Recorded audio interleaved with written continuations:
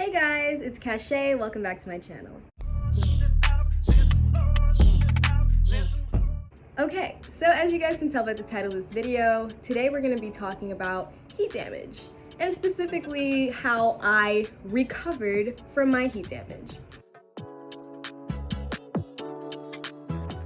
So I know a lot of people have asked for this video for a really long time, and I do apologize for not making it sooner, but I just wanted to make sure I had a comprehensive list of all the things that I did to get my hair back to this state. Now, if you guys don't know what heat damage is, it's basically caused by over straightening your hair, and sometimes it results in a waving of your curl pattern or like just downright straightening out of your curl pattern. I'll insert some pictures here because I had really bad heat damage back in the day. If you've been following me for a while, you've probably seen my journey with that.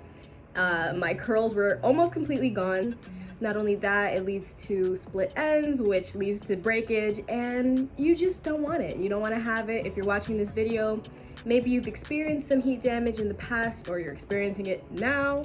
These are just some of the things that I did in order to get my hair back to this point. My hair is fairly healthy and it curls up again, which I've been waiting for years, but let's get into these tips. So number one on my list of how I recovered from heat damage is to stop using heat. This is a given, kind of. I know it's hard, but if you have heat damage, straightening your hair is not the best idea. It's going to continue to damage your hair because your hair is already in a weakened state, and avoiding it will just allow your hair to flourish without any other, manipulation going on and heat training going on. Limit the amount of times that you have heat even around your hair, even blow drying. I limited for a while. Of course, I'm a bit of a hypocrite because I did straighten my hair once a year, even though I was transitioning. It's just all about moderation and discipline. I know sometimes we want to switch it up, but that's not always the best for our hair. One thing that I experimented with a lot while I was transitioning was like different alternatives to straightening my hair, like roller sets. I actually have a video I'll insert now of me doing a roller set on my hair. I know that a lot of people do wrapping, which I never really got into because it took too much time, but that's another really great option for if you want a straighter look, and also play around with like flexi rods and twist outs, braid outs, whatever it is if you want to change. But don't straighten your hair. Don't do it. It's not good for you. You need to cut that out as soon as possible if you want to see your hair come back to life.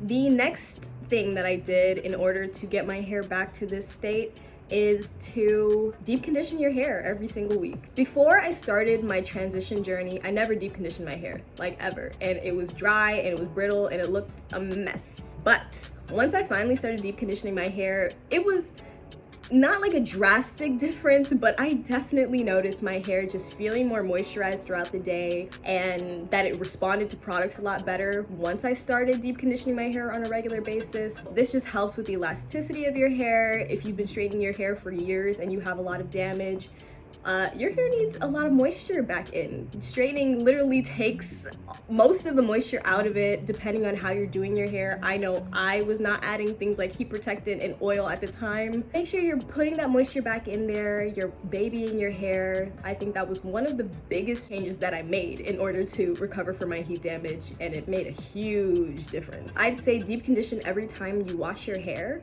I personally wash my hair about once a week, a little bit less often than that if my hair is in like a style or something. But yeah, every time I wash my hair and strip my hair from its oils from using the shampoo, I like to add those oils back in and add that moisture back in with a deep conditioner.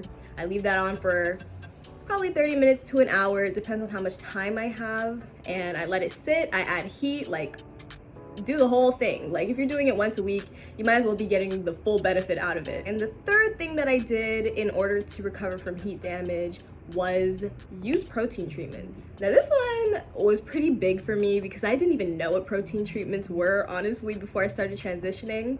But it has given my hair so much more structure when my hair was in its severely damaged state. And I noticed that almost immediately after trying it for the first time. Now, the protein treatment that I personally used was the AfloG 2-step treatment.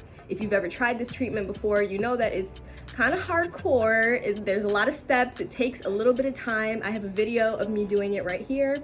It is something you don't do super often, maybe once every couple of months. but when you do it, you see a huge difference. You can see your hair being lifted back up and having a little bit more of a curve. When I was really disheartened from the state of my hair, doing a protein treatment really lifted my spirits and had me feeling like, okay, I can do this. My hair is not a lost cause completely, and I think that's a really great place to start off, especially if you've never done a protein treatment before.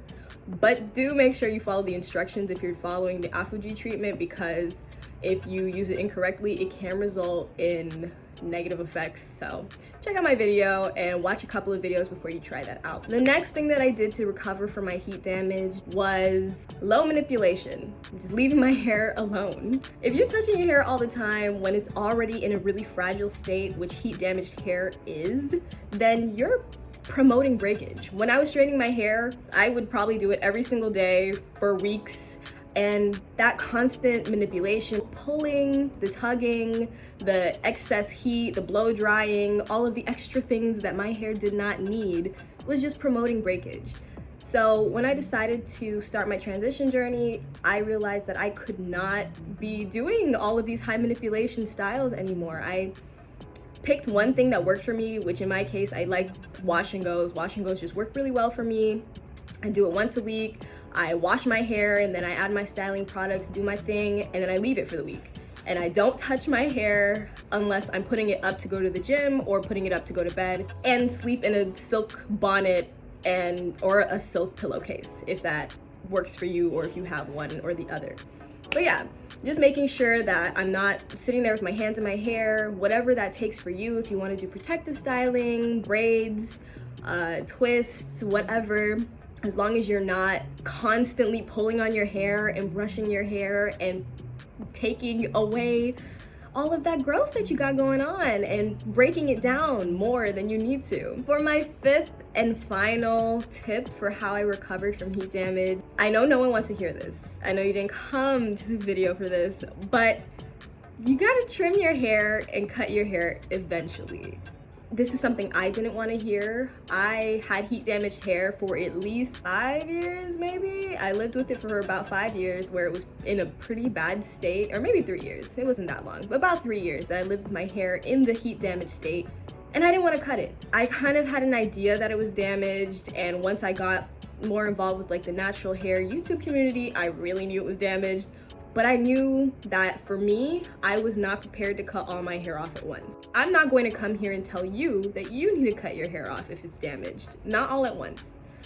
But take your time if you need to. Eventually, the split ends need to go because they're going to promote more breakage. The straight ends, they need to go eventually, but don't feel like you need to rush into it. I ended up cutting my hair 5 times over the course of 3 years. Like, I started my journey in 2017 and right now it's 2020. So I cut my hair maybe twice the first year, twice the second year, and once the last year, about 2 or 3 inches each time. I spent a lot of money, but I don't regret taking it slowly because I was not mentally prepared to cut all my hair off at once.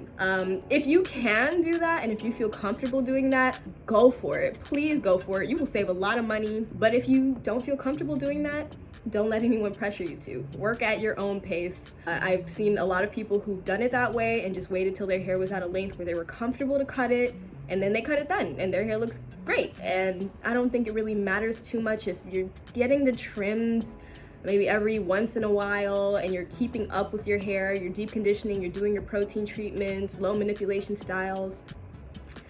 I don't think it will be dire if you don't cut it all off all at once, especially if that's not something you're comfortable with. So that is it, you guys. Thank you so much for watching this video. Don't forget to like, comment, subscribe, share with your friends. Don't miss the next one. Turn on your notification bells, and I'll see you next time. Bye.